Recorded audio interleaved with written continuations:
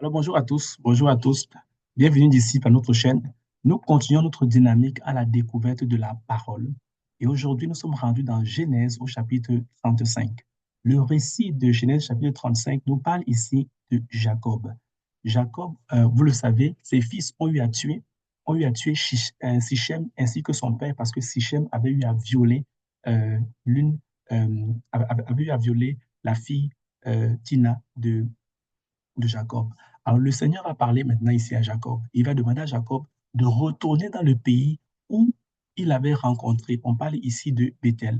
Alors Jacob va parler à tous les membres, les gens de sa maison pour leur demander de ôter les dieux étrangers. À titre de rappel, pour ceux qui n'ont pas écouté la vidéo précédente, au chapitre 34, lorsque les fils de Jacob ont tué Sichem ainsi que son père euh, Achor, parce que Sichem avait eu à violer voilà, leur sœur, ils ont dépouillé tout le peuple de la région de leurs richesses. Ils ont pris leurs femmes, ils ont pris leurs enfants, et ils ont aussi amené aussi les dieux étrangers dans le campement de Jacob. Donc ici, lorsque Jacob parle au peuple et dit de monter à Bethel et et de se débarrasser des dieux étrangers. Les dieux étrangers venaient du fait que les fils de Jacob, en ramenant euh, les filles étrangères avec les enfants étrangers, avaient ramené de nouveaux dieux dans le campement de Jacob. Alors Jacob va leur demander de se purifier parce qu'ils vont monter à Bethel pour dresser un autel pour le Seigneur. Et la Bible dit justement euh, que, le Seigneur, qu'il va leur demander de se débarrasser des dieux étrangers et il va prendre tous les bijoux qui avaient trait à ces dieux-là pour les mettre sous sous un térébinthe. Alors, je vais vous montrer à quoi ça ressemble un térébinthe. C'est un arbre en réalité. Alors, un instant, et voilà. Alors, comme vous pouvez le voir directement sur l'écran, ça ressemble vraiment à ça. Un térébinthe. C'est vraiment un arbre qui était comme ça. Alors, Jacob, qu'est-ce qu'il a fait?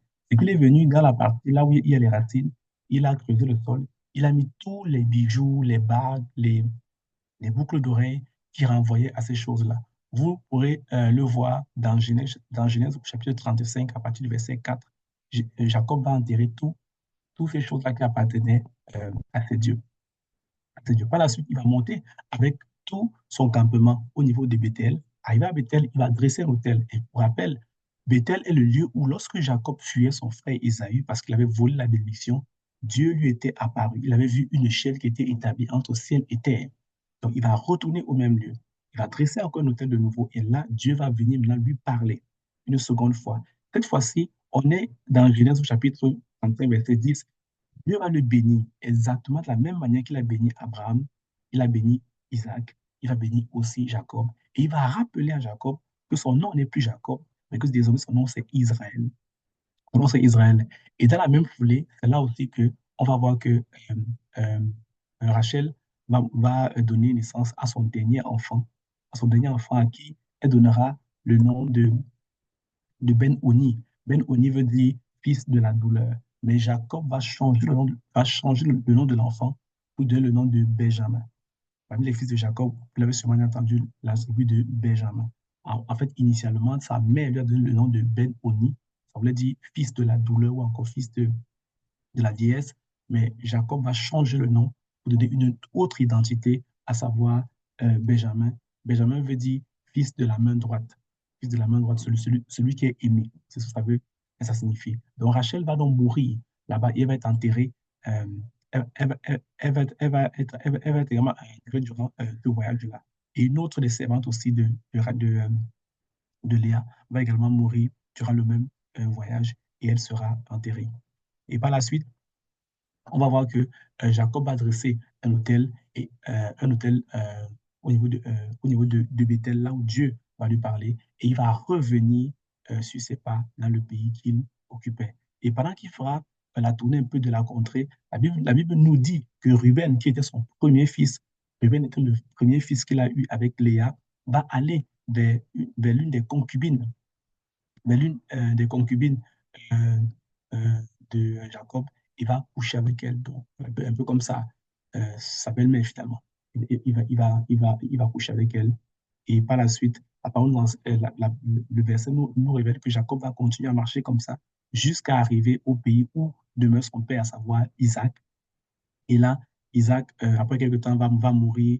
Il va mourir et Jacob ainsi que son fils Ésaü vont l'enterrer. La Bible dit que les jours de Isaac fut de 180, 80 ans. 180 ans. Donc, il a vécu 180 années avant de mourir. Alors, voilà le résumé un peu de ce chapitre que nous venons de lire. Qu'est-ce que nous pouvons tirer comme leçon à l'intérieur? Moi, j'ai une leçon que je vais nous partager ici. On observe ici le texte qui parle à Jacob. Jacob est encore dans le pays de Sichem et de Hamor. Et le Seigneur lui parlait en lui disant, retourne à Bethel. Bethel était le lieu où tu as vu l'échelle qui était dressée entre ciel et terre. Bethel était le lieu de la présence de Dieu. Bethel était le lieu là où il y avait une échelle qui était établie entre le ciel et la terre.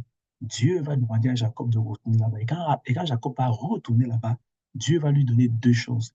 Il va lui rappeler en premier que son nom n'est plus Jacob, que son nom est Israël. Et en second lieu, il va lui donner la même bénédiction qu'il avait donnée à Abraham ainsi que à Isaac. La question qu'on pourrait se poser est de savoir pourquoi Dieu n'a-t-il pas dit ces choses à Jacob alors qu'il se trouvait dans le pays de Sichem ainsi que de son père Hamor. La raison en est très simple. On voit ici que dans le pays là où Jacob se trouvait, la population même de son camp avait commencé à servir, avait commencé à honorer les dieux étrangers, même qui portaient des bijoux qui étaient consacrés à ces dieux-là. Dieu va les sortir de cette zone-là. Il va les amener dans un lieu où, dans ce lieu-là, il y a une échelle qui est établie entre ciel et terre. Et c'est là qu'il va bénir Jacob pour la deuxième fois. À titre de rappel également, pour ceux qui n'ont pas encore suivi les précédentes vidéos, lorsque Jacob s'est battu contre l'être durant la nuit, voilà, quand son frère Ésaü approchait, l'être l'avait béni en disant, ton nom ne sera plus Jacob, mais il sera Israël, parce que tu as combattu avec les hommes et avec Dieu, et tu as été trouvé vainqueur. Et Dieu va venir rappeler cette bénédiction qu'il lui avait déjà donnée à ce moment-là. Et en plus, il va donner la bénédiction qu'il a donnée à Abraham ainsi qu'à Jacob. Cela montre ici l'importance du lieu quand Dieu nous parle. Dieu peut nous parler n'importe où. Je suis d'accord avec vous. Mais il y a des choses que Dieu ne nous dira pas n'importe où. Jacob devait sortir du pays là où il se trouvait. Des faux dieux étaient loués là-bas. Des faux dieux étaient adorés. Et même dans le camp, même dans son propre camp, même dans son propre fief, même au milieu de ses fils, on commençait à adorer les dieux étrangers. On portait des boucles, des bijoux qui étaient consacrés aux dieux étrangers. Il fallait sortir de cet environnement-là et aller dans un lieu où il y a une connexion divine, où il y a une échelle établie entre Dieu, entre le ciel et la terre pour pouvoir entendre Dieu de manière distincte. Vous aussi, et moi également, il y a des choses que Dieu a à nous dire. Il y a des choses que Dieu a à vous dire. Mais peut-être que l'environnement dans lequel vous êtes aujourd'hui, ou dans lequel je suis aujourd'hui, n'est pas propice pour que Dieu puisse me parler comme il a envie de le faire, n'est pas propice que je puisse recevoir les instructions, la bénédiction, les orientations, une renomination de la part de Dieu. Il faut que je sache me mettre à part et que j'aille dans ce lieu qui est peut-être mon Bethel à moi, ou encore que vous alliez dans ce lieu qui est votre Bethel à vous, où Dieu vous parlera. Quelquefois, nous devons apprendre à sortir de notre quotidien pour aller à Bethel, parce que c'est là que Dieu nous attend. Il nous dit des choses qui ne nous dira pas forcément dans notre maison, dans notre appartement. Il y a des choses que Dieu ne te dira pas dans ton appartement, dans ta maison, là où tu vis tout le temps. Quelquefois, il faut que tu sortes de ce lieu, que tu ailles à un autre endroit, que tu dresses un hôtel de prière là-bas et que tu parles à Dieu. Je ferai également enfin remarquer que on voit que ici, Jacob a dressé encore un autel. Je vous rappelle que la première fois il est allé en ce lieu, il avait dressé un autel.